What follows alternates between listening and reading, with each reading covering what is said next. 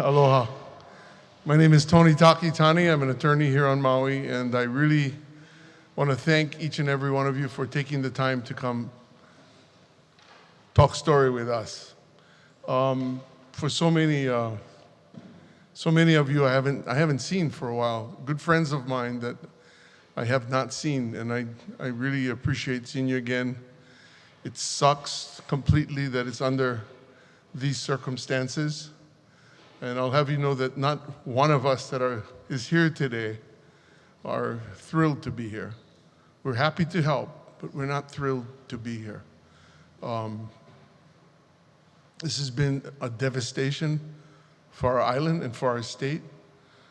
We feel it every single day, even though we don't live there. We can only imagine what each of you have gone through. You all have your stories, I'm certain. You have your memories, and we want to help you go forward.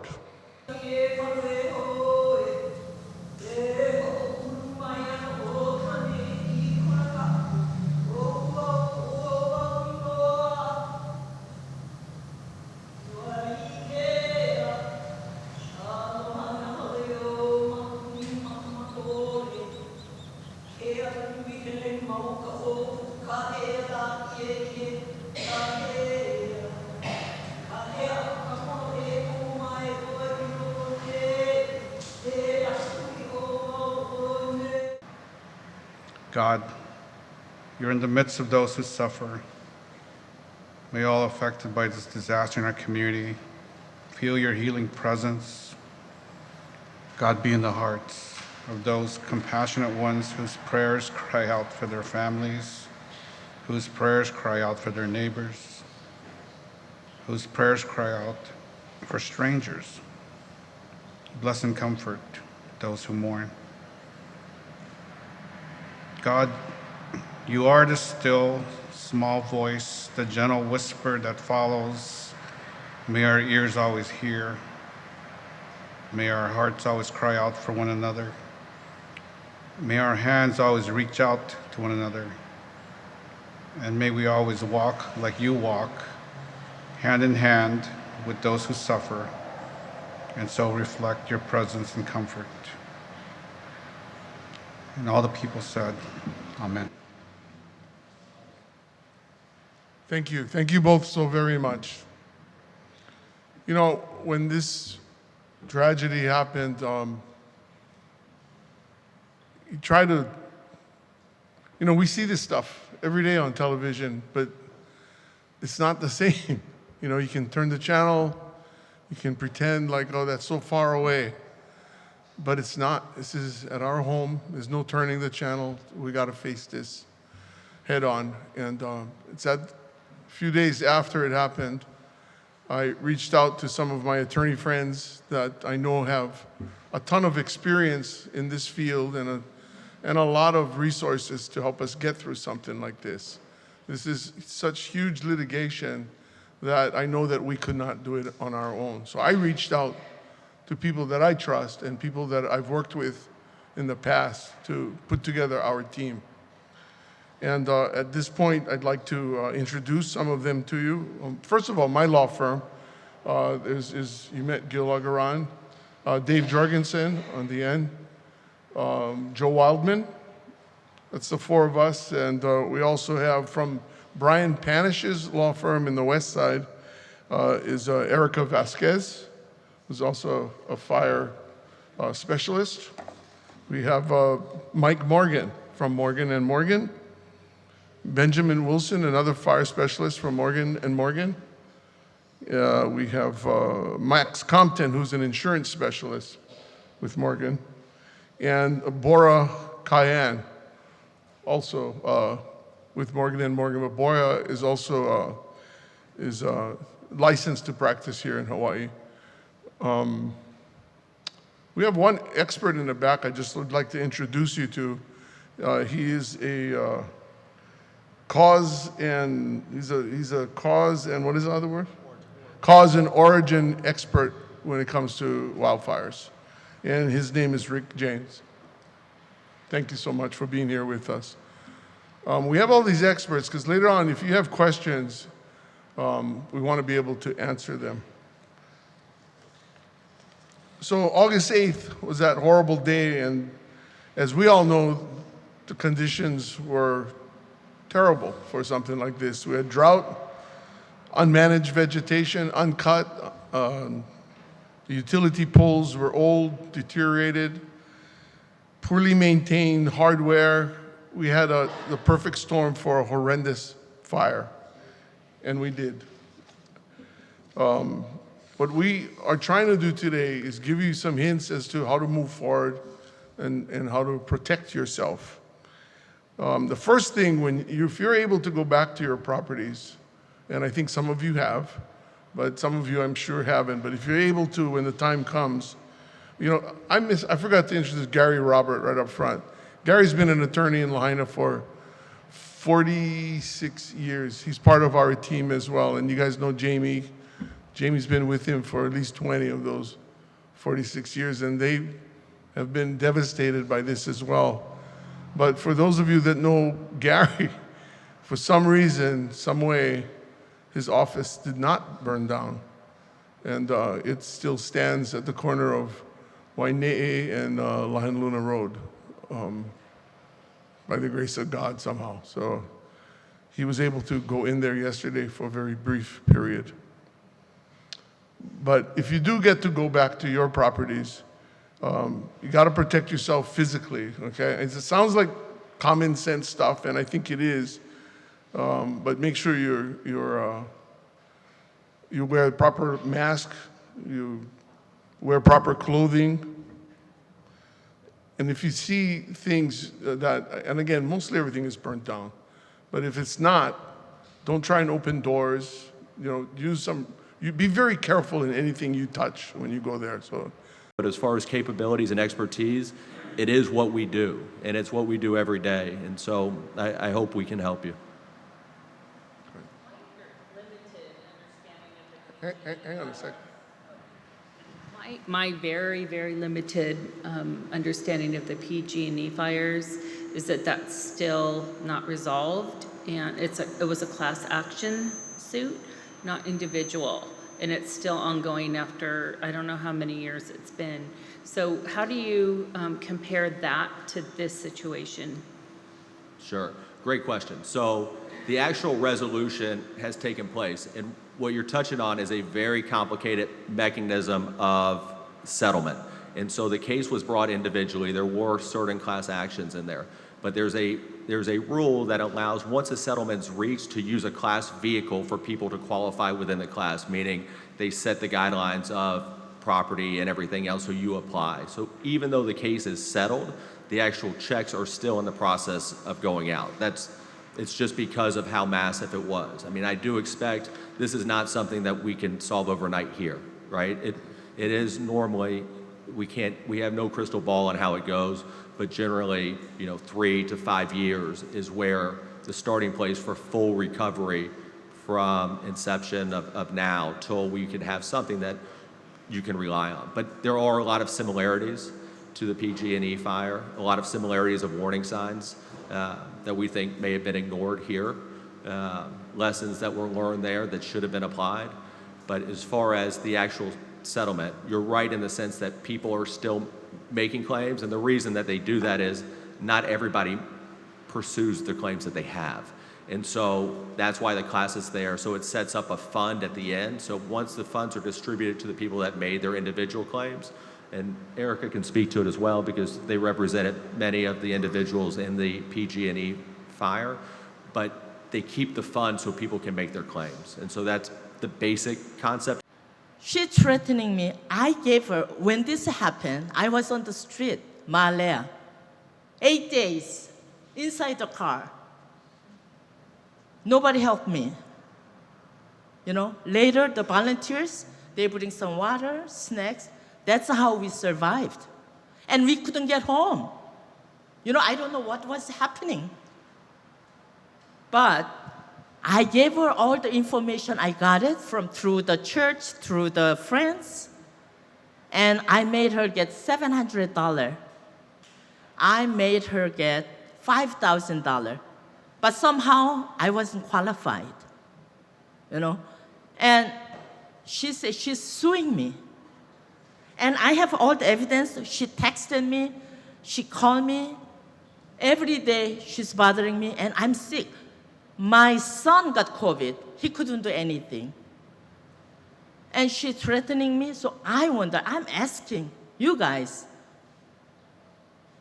where can I get the money to pay her back? I don't know where. I don't know what to do. And Dave, he's trying to help me out. You know, not as a client and attorney, but as a good friends. And I really appreciate that. We need that. We need somebody's help. Deep in the heart, sympathy, you know, tears. When you go to Kanapali and Royal Hawaiian Hotel, you're going to cry. I was there. I see everybody, a lot of Filipino people, the elderly people, they lost their, family members. They don't have car. You know who's getting all the benefits? Wealthy family. Rich people from mainland have second houses here. They're the ones who take everything, our foods, our clothing, our goods. I don't have anything because, as an immigrant person, I'm not good in writing or read or speaking. I'm not good at that. So I have a very limit what I can do. Especially the Filipino elder people, they cry and cry and cry. And I feel like, I had to help her, help him, help the elders. So I bring the foods from MCC, take it to them, and there's a lot of police and, on the street, on the highway. I share my food to them because I know how hard it is. I know how dead it is. I felt it, but if you guys never been there, you guys don't know nothing shit about it, Yeah, we cry. We need help. But people never been there, and they talk, gossip. That doesn't help us. We need a prayer. We need your honestly heart. So I'm asking attorneys, please have your heart. Help us. I lost the business and the home. Nothing. All my 40-year career, I was about to retire end of this year or next year. So I've been creating a lot, to live comfortably because I work so hard without a vacation. I lost everything. What can I say? Thank you. And you speak very well. Your message is loud and clear.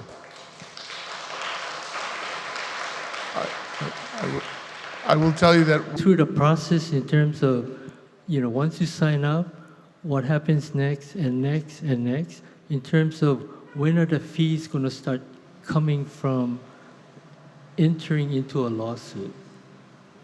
I'm a little confused as to at what point does the members have to come up with some money to pay for whatever you're doing? never. You don't have to come up with money. That's for one of a. This is why I brought them in. They can afford to bring this action without you paying for it. I have another question, but unrelated to what I said. With respect to the insurance coverage, the insurance policies are based on occurrence damages, right? So can they cancel your policy now after the occurrence and not pay you? They can't do that, right? No. Yeah, the short answer is no, they can't do that. And if they try to do that to you, you need to get a lawyer right away. But no, if the policy was in effect on the date of the fire, there is no such thing as a retroactive cancellation. So, If anybody tries to tell you that, they are dead wrong. Yeah, but if you're on installment payments, for the policy for this particular Sure. policy year, Right? does that count as a default? if you don't continue to pay your installments? You need to continue to pay, okay? Unless you get something in writing from the insurance company saying you have a deferment, then you need to continue to pay, Yep. okay? But as long as you were up to date on your payments at the time of the fire, then, you should be okay. Yeah. Yeah, I just Hello, I'm Rick Jones. So I'm a certified fire cause and origin expert. So what that means is I determine where fires originate and how they started, what brought the ignition source to the first fuel. And there is a lot of stuff being said about where this fire started at and how this fire started.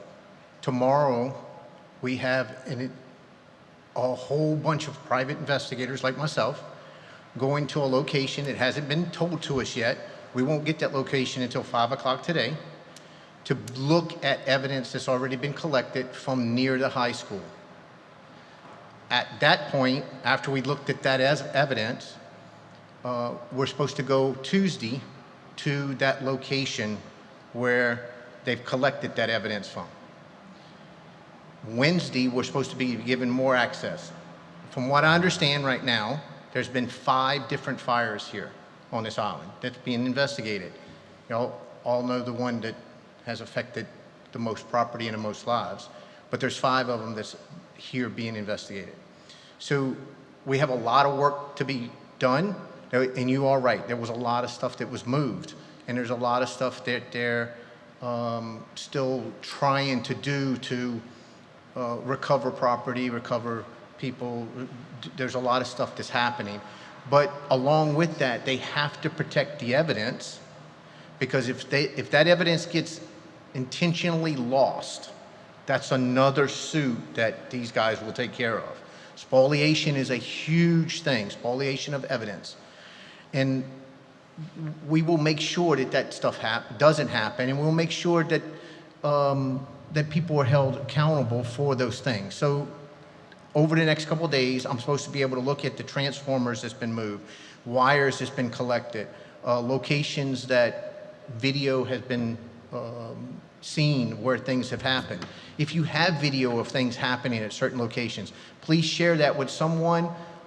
If it's not this team, share it with someone. Make sure you hang on to it, get it to somebody so that it can be looked at. All of that type of evidence is very, very important.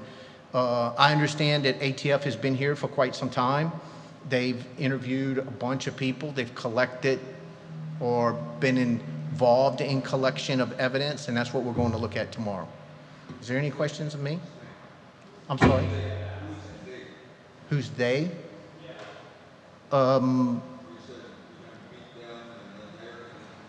So I don't know all of the experts that's going to be there tomorrow.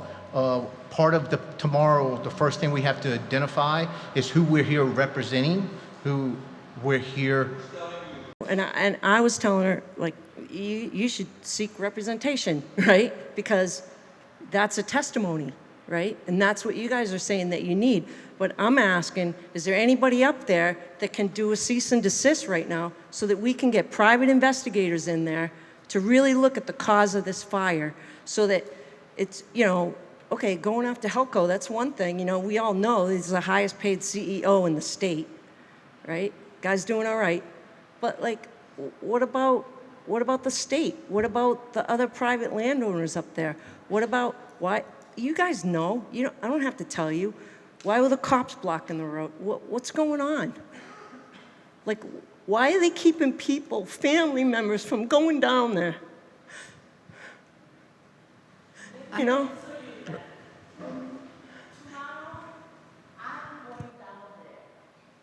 Okay.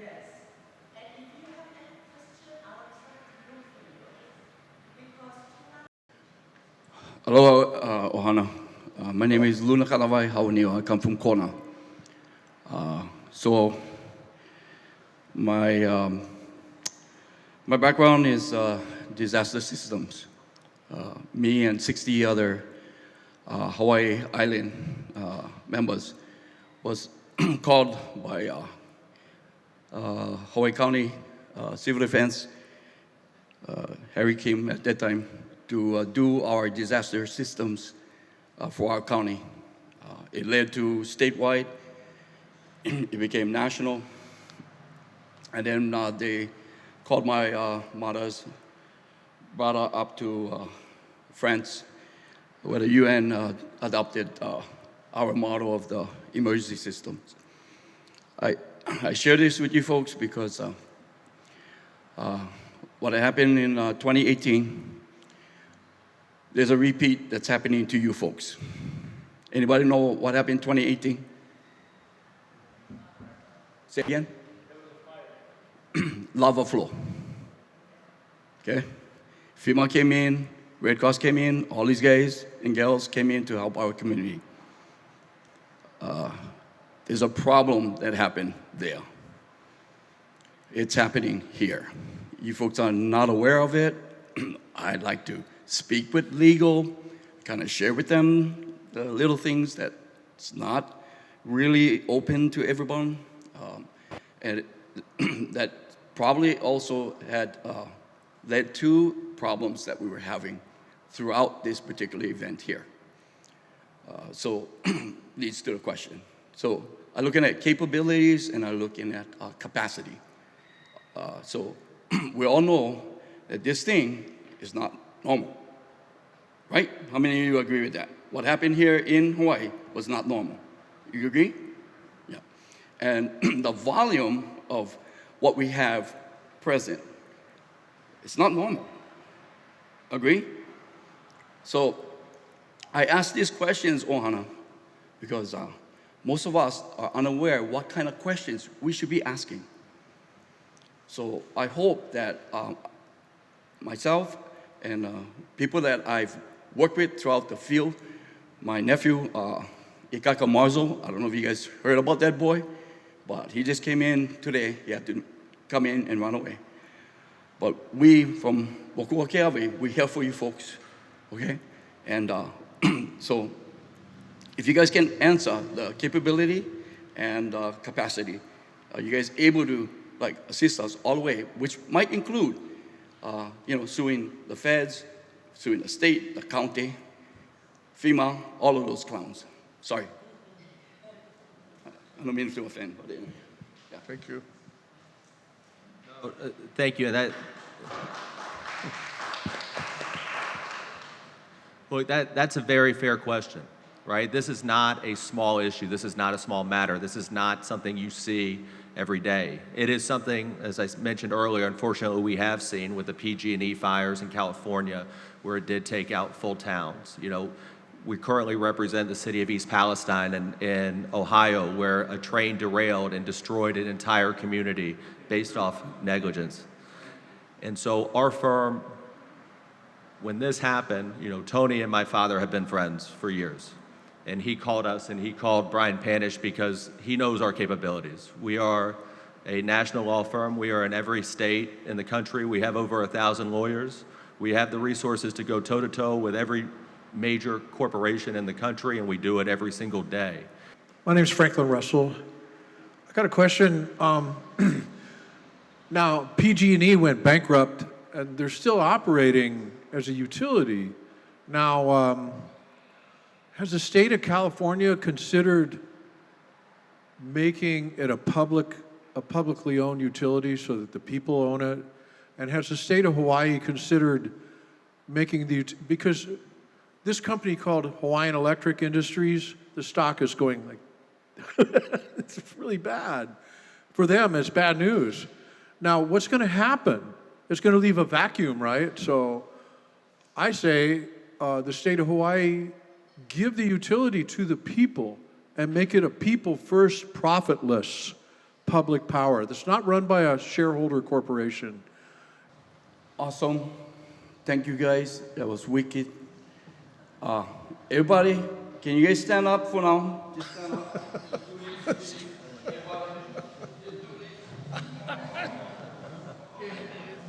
Was kind of like a long time. Okay. Okay, mahalo. Mahalo, mahalo. Okay, sit down.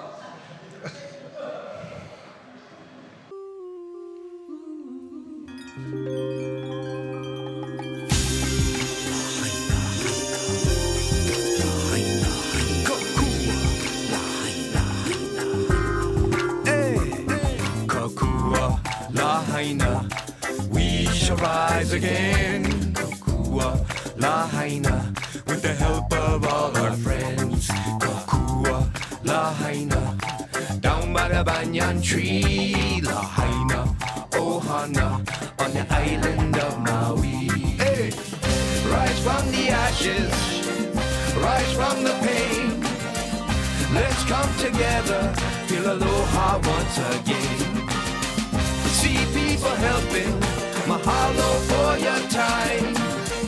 Kingdom of Hawaii, you are always on our minds.